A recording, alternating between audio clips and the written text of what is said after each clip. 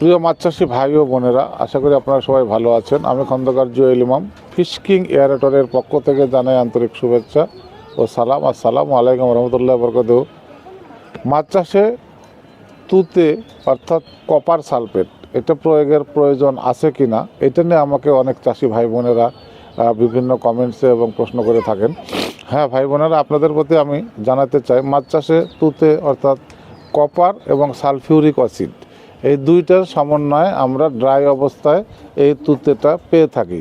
কিন্তু এইটা যখন আমরা পানিতে প্রয়োগ করব তখন অনেকে বলে থাকে পানিটাকে তো পুরা ফ্রেশ করে ফেলে, খাদ্য টাদ্য সব ফ্রেশ হয়ে যায়।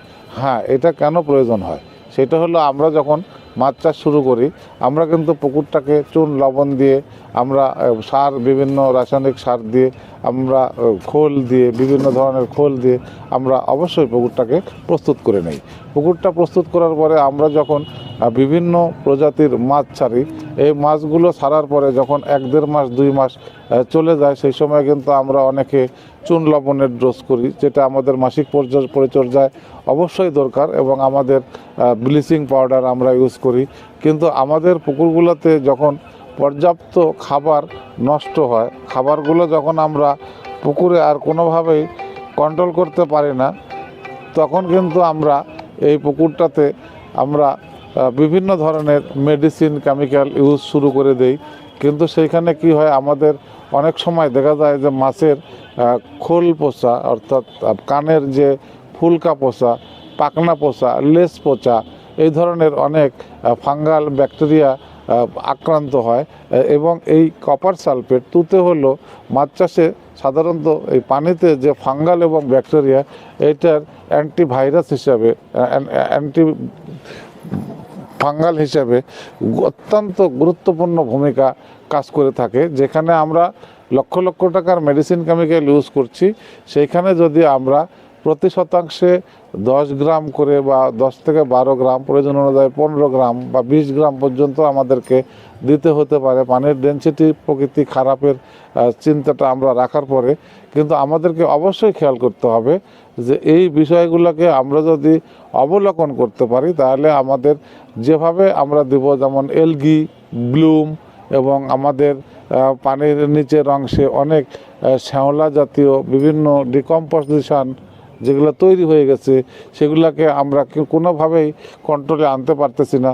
সেই মুহূর্তে যদি আমরা চুন লবণের ডোজ করার আগে যদি আমরা তুতে ইউজ করে নেই প্রথম অবস্থায়, তাহলে টোটাল পানিটাকে ফ্রেশ করে ফেলবে। এবং ফ্রেশ করার পরে আমরা যখনই চুন লবণের ডোজটা পরিচর্যা হিসেবে করব, তখন সেগুলোকে আবার 24 ঘন্টার মধ্যে খাদ্যে রূপান্তর করবে। এবং পাশাপাশিভাবে যখন আমরা পটাশিয়াম বা ম্যাঙ্গানেট ইউজ করব, তখন সেই খাবারগুলো আবার ফাঙ্গাল মুক্ত, ব্যাকটেরিয়া মুক্ত অবস্থাকেই আবার রিমুভ করবে এবং সেটাকে মুচমুচে করবে, এবং খাবারগুলো অনেক মানসম্পন্ন হবে একদিকে। আর একদিকে মাছের গায়ের যে ঘাগুলো, ক্ষতগুলো, সেইগুলো আবার পটাশিয়াম বা ম্যাঙ্গানেট যদি আমরা 5 থেকে 7 গ্রাম 10 গ্রাম করে প্রতি শতাংশে 3 থেকে 5 দিন ইউজ করি, তাহলে সেই মাছের যে ক্ষতগুলো, ঘাগুলো, ফাঙ্গালগুলো, পচনগুলো, সেগুলোকে আস্তে আস্তে আবার রিমুভ করে স্বাভাবিক অবস্থায় ফিরিয়ে আনতে সহযোগিতা করবে। যার কারণে এই কপার সালফেট মাছ চাষের একটি মিরাক্কেল উপাদান হিসেবে আমরা মনে করতে পারি। সেটা হলো আমাদের প্রয়োজন অনুযায়ী আমরা সবসময় ইউজ করব এরকম না, ধারাবাহিক ইউজ করব এরকম না। আমাদের হয়তো মাছ চাষের 6 মাসের একটা লটে 1-2 বার আমাদের বা 3 বার আমাদেরকে ইউজ করতে হতে পারে পর্যায়ক্রমে, এটা আমরা খেয়াল করব। আর আমরা আগামীর মাছ চাষে অবশ্যই প্রত্যেকটি পুকুরে আমরা কম্পোজিট চাষ করার চেষ্টা করব, এবং আমরা প্রতিটি পুকুরে এয়ারেশন ইউজ করব। কারণ এয়ারেশন হলো যে বায়ুযন্ত্র, এটা হলো প্রকৃতির যে পানির যে আমাদের ইকোসিস্টেমিটিটা, সেটাকে অবশ্যই কন্ট্রোল করবে। এবং আমাদের অক্সিজেনের আপ অ্যান্ড ডাউনের কারণে আমাদের বৈশ্বিক যে আবহাওয়াগুলো আমাদের বিভিন্ন সময় আপ ডাউন করে, আমাদের অনেক সময় অনেক অক্সিজেনের প্রয়োজন, কিন্তু আমাদের সূর্যের তাপমাত্রা নাই বা মেঘলা অবস্থায় আছে বা আমাদের নিম্নচাপ আছে বা আমাদের যে কোনো অত্যন্ত খরতাপ চলতেছে, রৌদ্রতাপ চলতেছে, এগুলা বিভিন্ন সময়কে আমাদের নিয়ন্ত্রণের জন্যই কিন্তু আমাদের পুকুরের একটি নিয়ন্ত্রক বা আমাদের একটি গুরুত্বপূর্ণ টুলস হিসেবে এয়ারোটার প্রয়োজন। আপনারা যারা আমাদের কাছে থেকে কিনতে চান আমাদের সঙ্গে যোগাযোগ করতে পারেন এবং আমাদের কাছে পরামর্শ নিয়ে আপনারা অন্যত্র যদি আমাদের চেয়ে ভালো মান পান কিনতে পারবেন এবং আপনারা মাছ চাষে সফলতা লাভ করেন। আমি একজন মাছ চাষি, ক্ষুদ্র মাছ চাষি হিসেবে আমার জীবনের অনেক ক্ষয়ক্ষতি এবং আমাদের অনেক ত্যক্ত অভিজ্ঞতা থেকেই আমি কিন্তু বাংলাদেশের সকল চাষি ভাইদেরকে ভালোবাসা দিয়ে মাছ চাষকে এগিয়ে নিতে চাই এবং একজন চাষি যদি ভালো লাভজনক অবস্থায় যায় এটা আমার একটা গর্ব মনে হয় আমার নিয়ন্ত্রিত যে চাষিগুলো আছে।